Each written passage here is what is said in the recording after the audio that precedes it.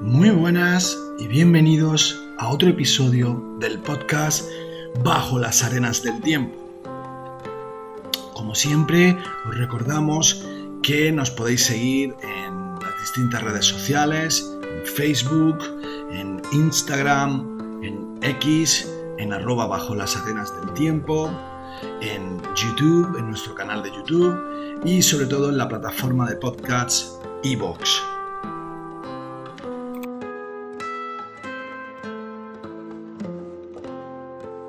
Muy buenas, bienvenidos de nuevo a Bajo las arenas del tiempo. Hoy queríamos hacer un capítulo muy especial, ya que entramos en materia en hablar de evolución humana. Como bien habéis podido escuchar y visualizar tanto en nuestra plataforma de podcast en iVoox como en nuestro canal de YouTube, en un primer momento entendíamos necesario establecer cuáles son los criterios para explicar qué se considera que es historia y cómo trabaja el historiador o cómo han sido las diferentes líneas de pensamiento sobre la historia y sobre la interpretación de la misma y su análisis. Y luego hablábamos sobre las distintas teorías que han ido imponiendo, digamos, a través de la ciencia y el avance científico, las distintas interpretaciones y conocimientos acerca de la evolución, entendido desde una perspectiva general. Y ya nos metíamos de lleno en lo que entendemos por evolución humana.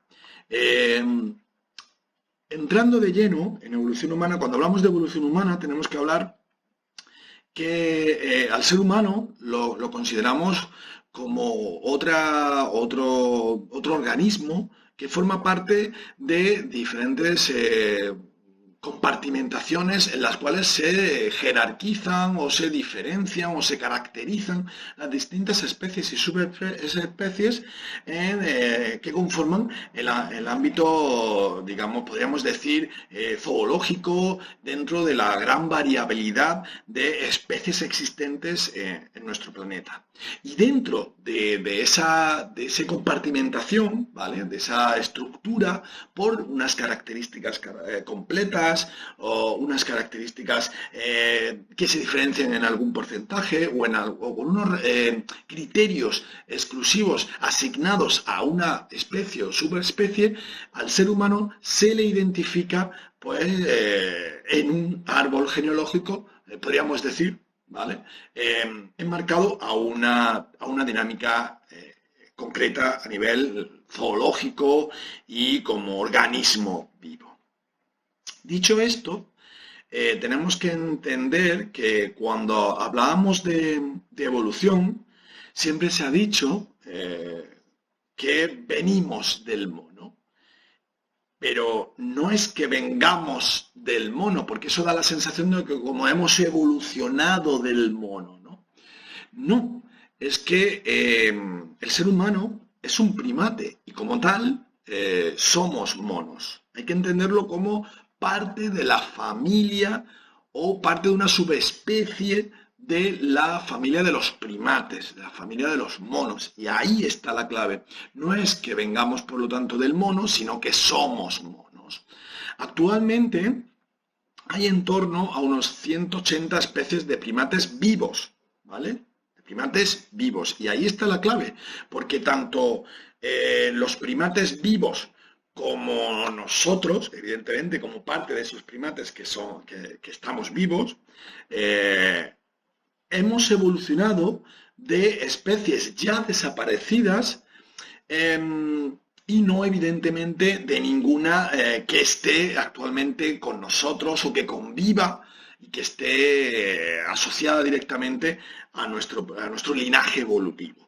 Y de igual manera, los mismos macacos, chimpancés, gorilas, orangutanes, gibones, mandriles actuales han evolucionado de otro organismo antepasado que no es directamente uno de los formas o de especies que están vivos.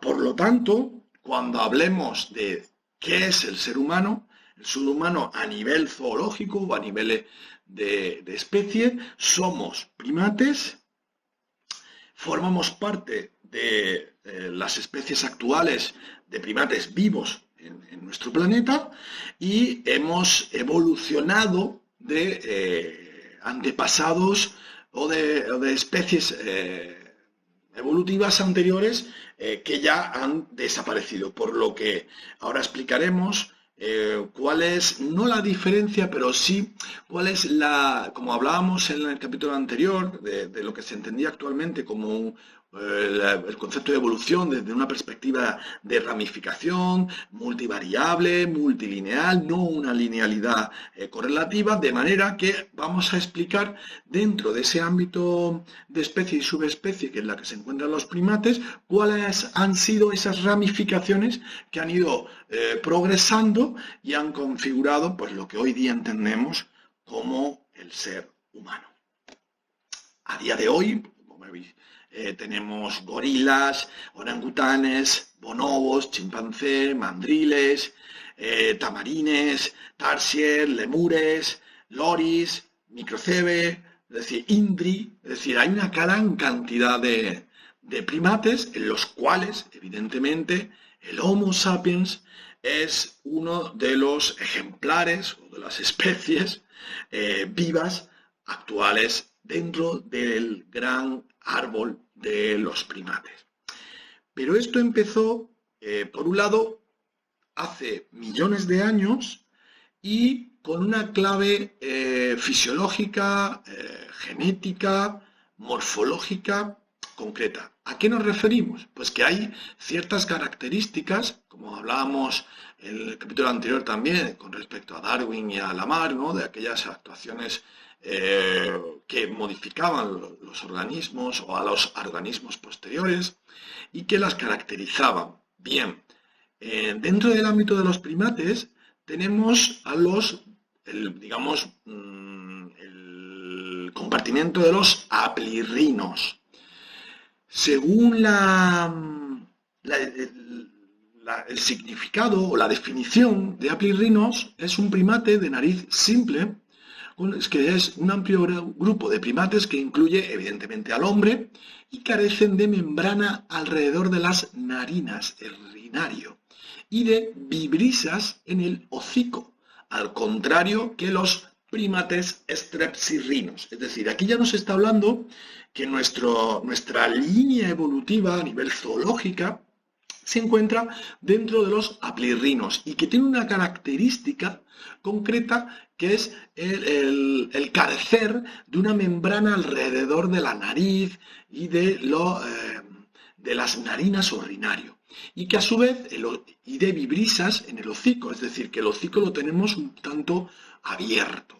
No abierto, pero sí que carecemos de esas membranas que lo protegen o lo, podríamos decir, especifican a nivel de tejido, ¿no?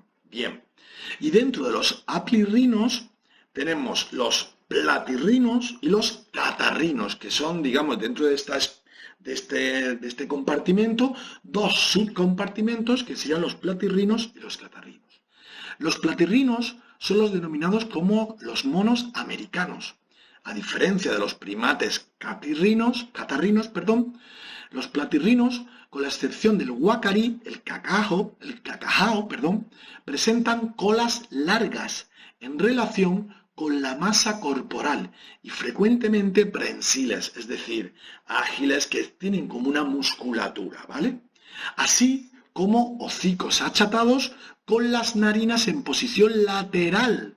Bien, aquí ya nos está explicando directamente cuáles son aquellos elementos del aspecto morfológico y fisiológico de los platirrinos que hacen una diferencia con el subcompartimento de los catarrinos.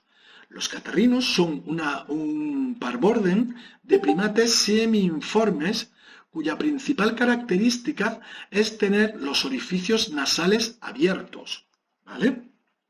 Y eso es muy importante, porque nos va a dejar claro que nos encontramos, primero, con unas características muy específicas, diferentes, ¿vale? Porque ya tenemos los orificios nasales abiertos, no teníamos esa membrana, y ni tenemos unos hocicos achatados, ni con las narinas en posición lateral. Bien, orificios nasales abiertos hacia abajo, ¿vale? Y separados por un delgado tabique nasal. Es decir, claramente ya nos podemos posicionar en el subcompartimento en el que se va a encontrar la especie humana. Además, tienen 32 dientes, nalgas cubiertas por callosidades, es decir, los glúteos y las nalgas cubiertas por piel, ¿vale? De colores vivos y cola no prensil o le falta, o que falta. Es decir, o no tienen cola o la cola no es prensil, es decir, no podemos utilizar la cola como otro brazo, ¿no? Como un tercer brazo o una tercera extremidad superior. Por lo tanto, cuando hablamos del ámbito de la compartimentación en el marco zoológico en el que se encuentra el hombre, nos encontramos claramente en que formamos parte de los aplirrinos y de la subespecie de los catarrinos, ¿vale? Que es en el que nos encontramos por las distintas características que acabamos de identificar como parte del ser humano. Vemos una clara diferencia, por ejemplo, entre el saki del rostro lampiño con el propio chimpancé, ¿no? Tenemos ese orificio con las nasinas hacia abajo, sin membrana, con más piel que vello, etcétera, etcétera. Y aquí es donde se enmarcan dentro de estas subespecies los claros ancestros desconocidos que por un lado van a conformar una separación entre los monos, los simios y los hombres, que eso sería el primer ancestro desconocido, y el segundo ancestro desconocido es el, bueno, no tan desconocido como veremos a posteriori, es el que, digamos, divide a los simios actuales del humano. ¿Cuáles son las características de nuestro subcompartimento de los catarrinos? Bueno, somos diurnos. Tenemos una posición craneal completamente frontal de los ojos. Es decir, los ojos, los orificios oculares, están frontales en el cráneo, de manera que no están ni mirando hacia abajo ni mirando hacia arriba. Es decir, tienen un posicionamiento, es decir, el cráneo tiene que tener una basculación que permita el frontal de los ojos, es decir, que los ojos miren hacia el frente.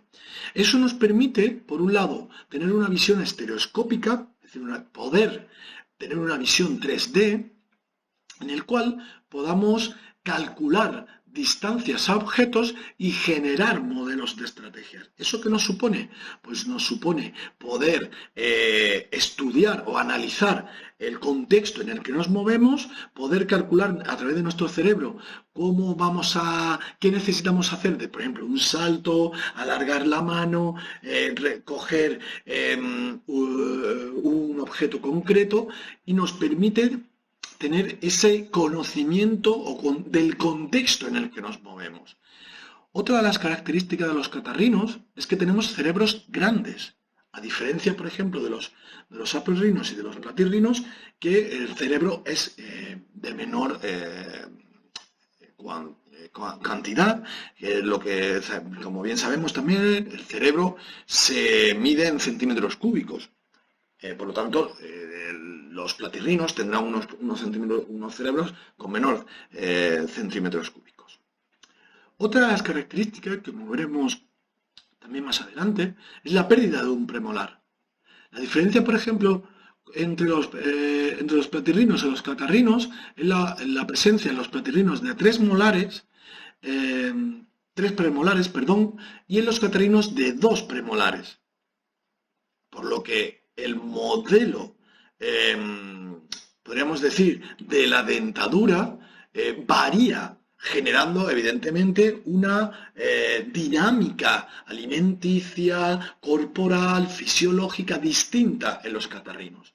Y por último, la reducción del tercer molar, lo que denominamos a día de hoy como muela del juicio, es claramente una expresión de la reducción del aparato dental con la evolución que el propio ser humano a día de hoy no solamente puede producir pues, una deformación en ese tercer molar y por lo consiguiente una necesaria extracción del tercer molar, y que eso generaliza claramente la no necesidad fisiológica o morfológica de un tercer molar en los catarrinos. A nivel de cráneo, tenemos que tener una cosa muy interesante a tener en cuenta. Por un lado, evidentemente la ausencia en los catarrinos del tercer premolar, pero también la presencia de tubo auditivo. En el cráneo, en lo que se entre el temporal, tenemos el tubo auditivo en lo que son los catarrinos, ausencia del mismo en los platirrinos, y luego, por ejemplo, a nivel de morfología ósea, tenemos un contacto entre el hueso frontal y el esfenoides, que es, digamos, el hueso que une a parte del frontal, parte de los parietales, con los temporales, ¿vale? Y el arco cigomático, que es el que nos hace prácticamente los pómulos, ¿no? Hasta aquí, hasta detrás de las orejas, delante de las orejas, mejor dicho. Lo vemos como otra de las características importantes es una basculación del cerebro, del cráneo, para que el foramen magnum se quede en una posición horizontal y de carácter vertical con respecto a la médula espinal y la columna vertebral. Y claramente vemos cómo la evolución de los distintos cerebros con respecto en el marco de los catarrinos ha ido evolucionando hasta un máximo en torno a 1350 gramos o centímetros cúbicos del cerebro del humano. Vemos como los macacos tienen 100 gramos, los orangutanes 400, el chimpancé también 400, pero otra de las características es claramente el posicionamiento de los glóbulos oculares de manera frontal al cráneo. Y ahí está una de las claves características fundamentales para entender la diferencia del Homo sapiens, del ser humano, dentro del subcompartimento de los catarrinos, y eso sería, digamos, el marco zoológico en el que nos encontramos. Y ahora, por lo que llegamos a ¿qué somos? ¿Somos humanos? ¿Somos homínidos? ¿Somos catarrinos? ¿Somos simios? ¿Somos haplorrinos? Por lo tanto, primates, vertebrados y mamíferos. Sin embargo, tenemos varias características que nos diferencian. Por un lado, el modelo o método de desplazamiento. Los gorilas, los chimpancés, los orangutanes, los gibones, los bonobos, se desplazan de manera braquiativa o a través del método braquiativo, que se denomina braquiativo, al modelo de desplazamiento con las extremidades superiores, los brazos. Y nosotros, a diferencia, o nuestros antecesores, la diferencia, por ejemplo, a nivel de método de desplazamiento, es el bipedismo, es decir, el método por el cual nos desplazamos con las extremidades inferiores. Bien, otra de las características es el tórax. El tórax de los catarrinos, de los humanos, de los homínidos, es un tórax aplanado con una disposición dorso-ventral, es decir, pecho-espalda, a diferencia, por ejemplo, de los cuadrúpedos que tienden a tenerlo de manera diagonal o de manera horizontal y mantienen comprimido el tórax lateralmente. Otra de las características fisiológicas y morfológicas es sin duda las escápulas. Las escápulas son, digamos, la parte trasera de todo lo que sería la unión entre el codo, ¿vale? Entre el brazo y el codo, entre la escápula y la clavícula, de manera que las escápulas quedan en una posición dorsal, es decir, en la espalda, a diferencia, por ejemplo, de los cuadrúpedos que quedan desde una posición un tanto como más bien diagonalizada, ¿no? O hacia una tendencia hacia abajo, ¿no? Hacia una posición frontal o delantera del pecho, debido sobre todo al desplazamiento por la braquetivo o de manera a través de las cuatro extremidades. Y luego, por último, las manos. Las manos, sin duda, han sido una clara característica evolutiva del ser humano. Vemos una mano que se reduce en la longitud, pero se amplía de manera horizontal con el dedo pulgar más alargado y con la posibilidad, claramente, de cerrar la mano, lo que nos da una ventaja para poder claramente obtener objetos y manipular objetos inclusive pequeños, lo que nos da una gran diversidad de opciones a la hora de utilizar las manos como herramientas. El método braquetivo, por lo tanto, una de las características fundamentales del método braquetivo o el método del bipedismo, es decir, el método de desplazamiento que nos diferencia entre unos y otros, la gran posición, digamos, del tórax de manera dorso-ventral, es decir, pecho y espalda, con unas escápulas en la espalda, ¿vale? Y no de manera horizontal o diagonal y con una tendencia horizontal, ¿no? Por parte, por ejemplo, como los chimpancés. Y luego en la mano, claramente, no una mano tan alargada, sino más bien horizontalizada, con la posibilidad de cerrar la mano y unir los dedos, lo que nos permite, claramente, el uso o manipulación de objetos pequeños. Por lo tanto, podríamos cerrar la línea evolutiva a nivel zoológico del ser humano con una clara acepción. Somos homininos u homínidos. Bien, esto es una discusión, no, pero sí característica propia de la academia. Hasta prácticamente hace unas décadas siempre se había pensado que los homínidos era la línea clásica, ¿vale? de identificar o significar al ser humano. Sin embargo, la explicación actual acerca de la referencia de los humanos y nuestros antepasados es la que se denomina como homininos. Y los homínidos incorporaría a esa línea clásica junto con los póngidos, los humanos, los chimpancés, los gorilas. Por lo tanto, haciendo una diferenciación, por ejemplo, con respecto a los gibones. Por lo que homininos, cuando hablamos de homininos, son todas aquellas subespecies que han ido conformando el antepasado evolutivo del ser humano actual. Por lo tanto, a partir de ahora vamos a hablar de homininos, aunque a veces, por una explicación más general o más sencilla, hablemos de homínidos, ya que es la palabra clásica entendida, pero que sepamos y que identifiquemos, cuando hablamos de homininos hablamos de las especies que han ido conformando el antepasado y el proceso evolutivo propio del ser humano. Por lo que esa evolución, acordamos, multivariable, multilineal, arbórea, ¿vale?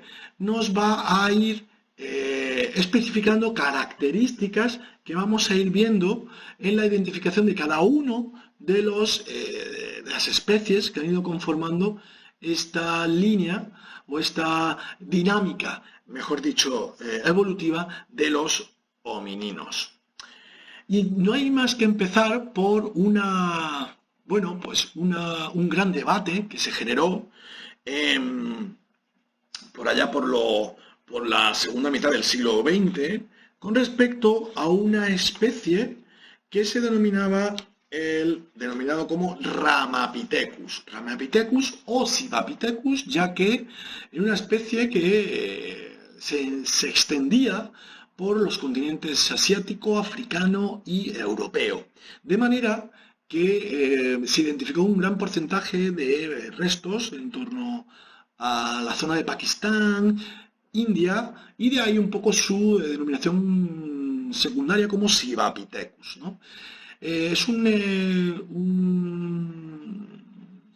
especie que tiene en torno a una cronología en torno a unos 14 millones de años, y que en su primer momento se le asoció como un antepasado común de los Australopithecus y el propio, por lo tanto, el género Homo. Sin embargo, los distintos estudios, análisis a posteriori, confirmaron que es más bien un antepasado de los orangutanes y que, por lo tanto, quedaba fuera del ámbito, como hemos estado hablando hasta ahora, de las características morfológicas, fisiológicas propias de los homininos, y está más bien ligado al campo de los orangutanes y, por tanto, fuera del ámbito de los homininos.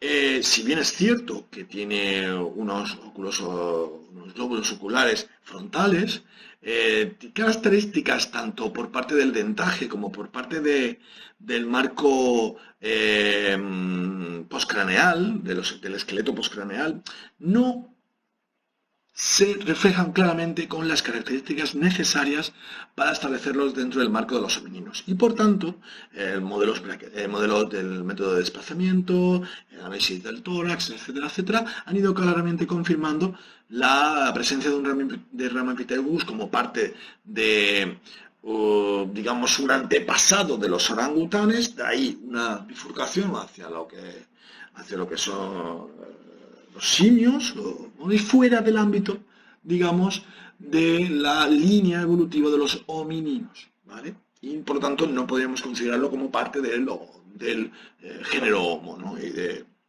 y de los homínidos. En su libro El origen del hombre, de Alfonso Moore, hace alusión a Ramapithecus. Esto es una bibliografía ya un tanto desfasada, pero también hay que hacerle uso de ella en el sentido para aprender de cómo han siendo el propio proceso de estudio y análisis de la evolución humana. Y Alfonso Moore dice: en concreto, una de las cuestiones más debatidas es el papel del denominado Ramapithecus en la base del árbol genealógico humano. Sus restos fósiles están presentes en casi todo el viejo mundo: Grecia, Turquía, Hungría, Pakistán, China, India o Kenia. En el último país indicado recibe el nombre de Keniapithecus.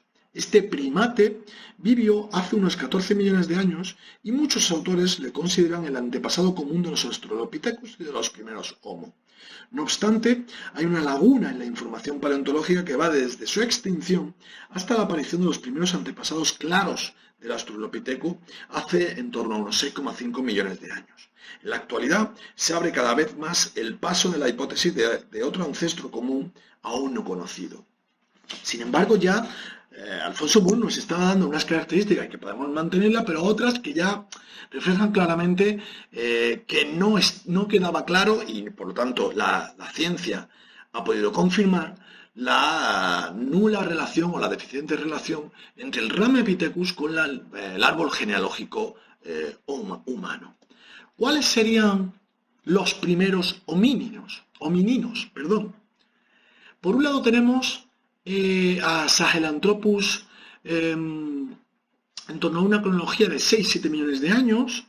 Es una intervención que se desarrolla por parte del equipo de Michael Brunet en la localidad de Toros Menala, en el Chad, en África. En torno al año 2001, a inicios del siglo XXI, se documenta y se registran unos restos, como es un cráneo, 2 mandíbulas y 3 dientes, que el estudio del año 2002 por parte del equipo de Brunet lo asignarán al denominado como Sahelanthropus chadensis. Es decir, le dan la nomenclatura de Sahelanthropus como definición de la especie y la ubicación geográfica del Chad, pues el apellido de chadensis.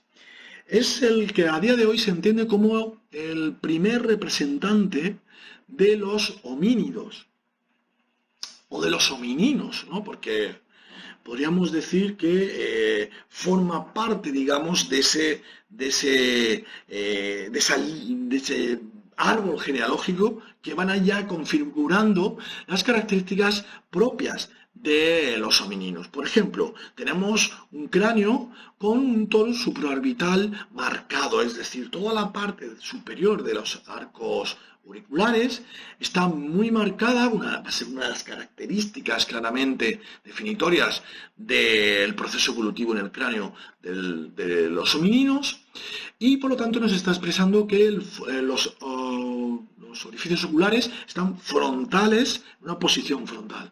Segundo, un reducido prognatismo. Tenemos el prognatismo, digamos, la clara tendencia al modelo simio, ¿no? de una boca prognata, es decir, basculada hacia el frente, se reduce.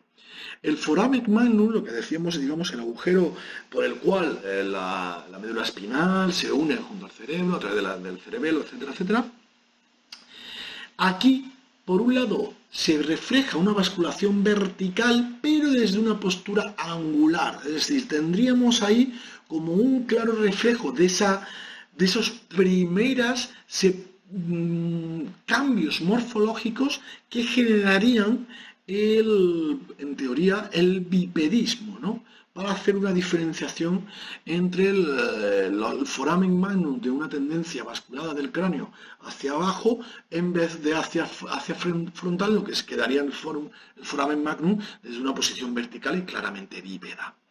Y por último, el incisivo. El incisivo, que es el colmillo, ¿vale? Dentro de lo que es el marco de la dentadura de los homíninos. Tenemos incisivos, tenemos caninos y tenemos premolares y molares. Por lo tanto, el incisivo quedaría un tanto reducido, más claramente homínido, pero en una forma cónica, que es más tendente al ámbito de los chimpancés y los gorilas. Por lo tanto, tenemos en este Sahelanthropus tenemos características que vamos a ir viendo como parte de ese proceso evolutivo de los homininos, pero todavía quedan constancias morfológicas de restos anteriores ancestrales, ¿no? Vemos unos fémures que, bueno, tienen una tendencia vertical, una tendencia claramente, posiblemente basculada hacia el bipedismo. Tenemos un marco frontal en el cráneo, un foramen magnum, tenemos una unión entre los parietales y el frontal, y el esfenoides. En el cúbito queda claramente ahí una tendencia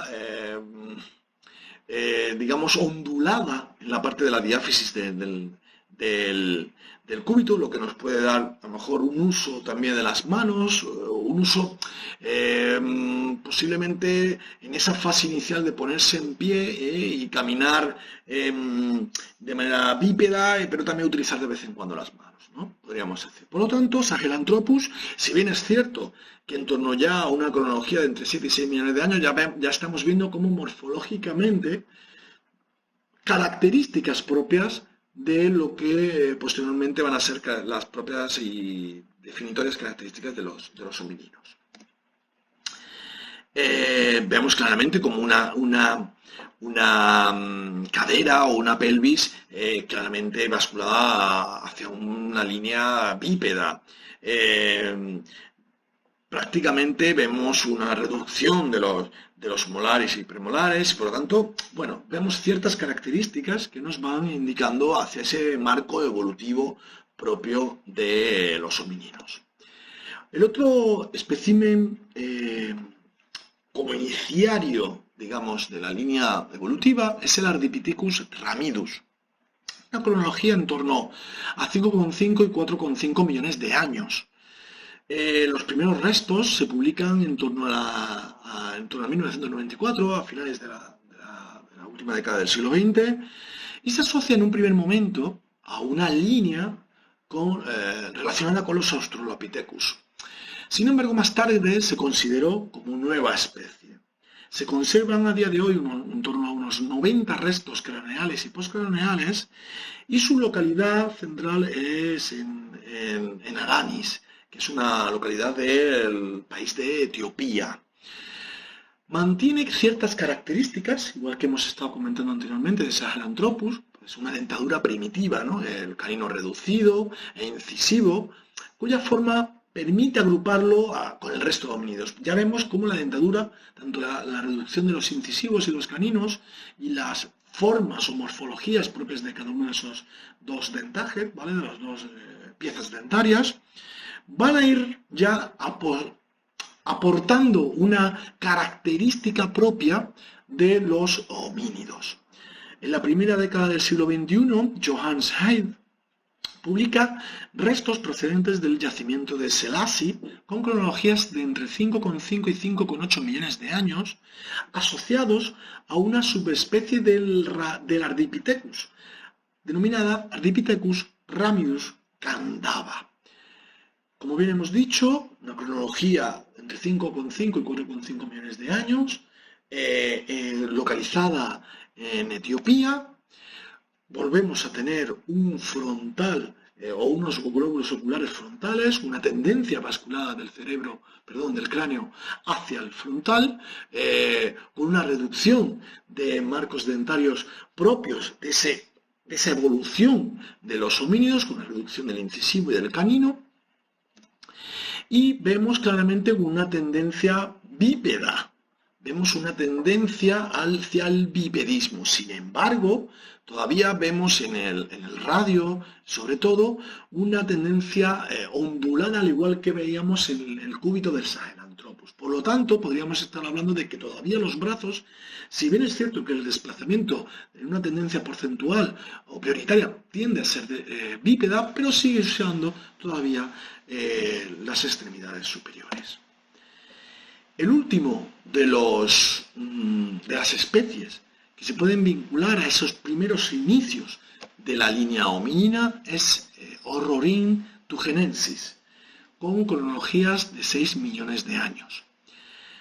A inicios del siglo XXI, los autores Martin Pickford y Brigitte Sen del Museo de Historia Natural de París presentan unos restos con unas cronologías que van entre 5,7 y 8 millones de años, denominados Horrorin tugenensis, pertenecientes a 19 fósiles del yacimiento de Tugen Hills en Kenia. En especial llama la atención el fémur de Horrorin, ya que se asemeja mucho al de los homininos, en la tendencia vascular, digamos, la dinámica vertical, ¿vale? Un tanto, digamos, no ondulada, pero sí diagonalizada, ¿vale? Propia característica del fémur para vascular con respecto a una pelvis vertical, ¿vale? Sugiriendo, por tanto, un medio ya en Horrorin de locomoción puramente bípeda. El fémur de Horrorin tugenensis difiere del de simios y Homo y es más parecido a los de Australopithecus y Paranthropus, indicando que tugenensis era bípedo. Por lo tanto, ya tenemos ahí una característica diferenciación clara y contundente de un marco morfológico concreto, en este caso por el fémur. Sin embargo, no es tan parecido a los homínidos, sino que más bien podríamos decir que tiene una semejanza claramente con Australopithecus, que será el ya denominado claramente como originario ya de la línea hominina. Sin embargo, tenemos que hacer hincapié en Ororhynchogenesis porque a diferencia, por ejemplo, de Sahelanthropus o de Ardipithecus, claramente ya tenemos una morfología concreta de las extremidades inferiores dinamizada claramente hacia una tendencia de locomoción bípeda. Por lo tanto, Ororhynchogenesis es una especie de unos 6 millones de años aproximadamente, localizada en Kenia, donde la importancia del fémur y sus características morfológicas, a la vez que volvemos a obtener características similares en el marco dentario, con reducciones de incisivos y caninos, con una tendencia hacia un cambio morfológico concreto en el marco de la dentadura, nos va aportando características morfológicas propias de esa línea de hominina. Volvemos a tener de nuevo cráneos con una tendencia frontal, con unos glóbulos oculares claramente frontales, con un foramen magnum de tendencia vertical y evidentemente pues una unificación propia de los que hablábamos anteriormente de los catarrinos, entre el frontal, el esfenoides y dejando el parietal y el arco cigomático. Por lo tanto, para concluir, podríamos establecer que tanto Sahelanthropus como Ardipithecus o Orrorin tienen unas características morfológicas que ya sí podemos identificar como características propias, a diferencia de los platirrinos, por ejemplo, de ese Ramapithecus, que tenía más bien características platirrinas que catarrinas, ¿no? A diferencia, por ejemplo, de estos tres ejemplares que hemos comentado. Y por lo tanto son características que luego vamos a ir viendo en el medio ambiente y en su hábitat. Y eso, ¿cómo se va a reflejar en el marco morfológico y fisiológico del esqueleto postcraneal y craneal de los distintos individuos? Y para terminar, hago alusión al marco bibliográfico de homínidos, las primeras ocupaciones de los continentes, una publicación coordinada por Eduard Carbonell, en la que en la página 109 hace alusión a estos tres candidatos y dice, en resumen, los tres candidatos a ser el primer homínido, Sahelanthropus, Ardipithecus u Orrorin, presentan una diferente combinación de rasgos considerados característicos de los homínidos, locomoción, forma y tamaño del canino. Además, debemos recordar que los fósiles de las tres especies son muy fragmentarios y escasos, que en la mayoría de los casos corresponden con partes anatómicas distintas y que por lo tanto no pueden compararse con facilidad. Por estos motivos es difícil afirmar con total seguridad si alguno de estos tres candidatos o ninguno de ellos es el primer homínido.